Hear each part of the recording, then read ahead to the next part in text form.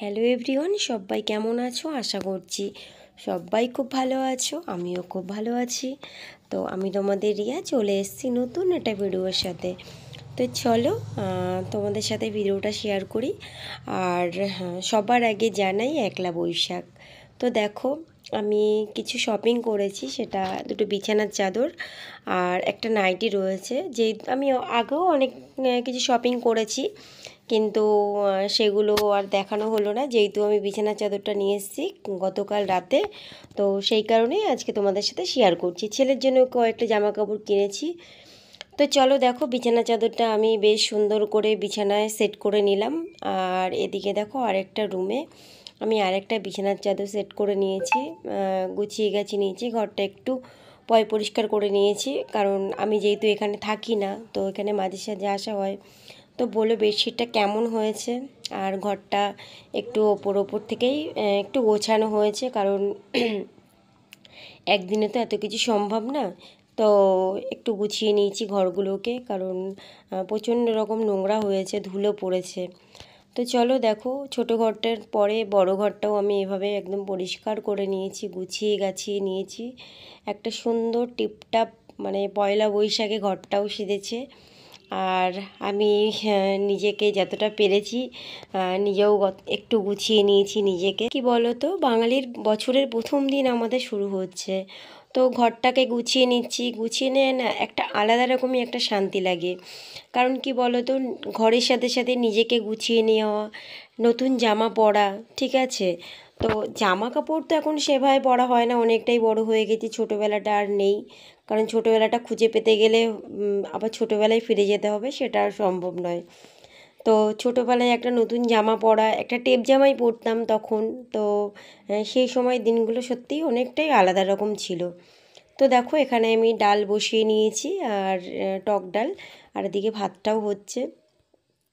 তো কী বলো তো, যেটা বলছিলাম, যে ছোটোবেলার মতনই থাকে, বড় হয়ে সেটাকে আর পাওয়া যায় না খুঁজে।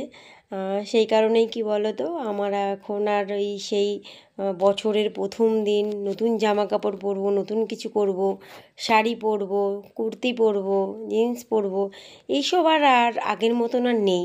এখন কি বলো তো, ওই একটা নাইটি হলেই যেন মনে হয় যেন মনটা খুশি হয়ে গেল, ওটাতেই যেন একটা আনন্দ। কারণ সারাদিন ওটা পরেই থাকতে হয়। তো সেই কারণেই কি বলো তো, একটা নাইটি হলেই যেন আমাদের মনে সেই খুশিটাই মানে ফিরে পাই না, কিন্তু ভালো লাগে। চলো, বছরের প্রথম দিন বলে কথা। তো সেই কারণে ঠিক আছে, চলো দেখো, এদিকে গল্প করতে করতে তোমাদের সাথে আমি শেয়ার করে নিলাম আমি কী কী রান্না করেছি। টক ডাল আর ভাত করেছি, আর ওদিকে ডিমের অমলেট একটা করে নেবো খাওয়ার সময়। খুব বেশি ঝামেলা করব না, কারণ অনেক কাজ করে ফেলেছি, তো সেই কারণেই। আর এদিকে দেখো, ঘরটাও আমি পরিষ্কার করে নিয়েছি। ঘরটা এইভাবেই মানে রান্নাঘরটা না প্রচুর বড়, খুব কষ্ট হয় পরিষ্কার করতে।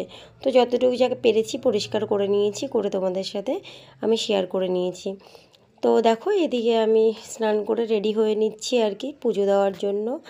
তো কি বলো তো, এখানে থাকি না, তো তো সেই কারণেই পুজোটাও সেভাবে দেওয়া হয় না। আর ছেলে থাকে, তো ছেলে বুঝতেই পারছো, ছেলে মানুষ, ও সেভাবে পুজোটা দিতেও চায় না। তো সেই কারণে বছরের প্রথম দিন ঠাকুর দেবো না, সেটা কখনো হয় বলো?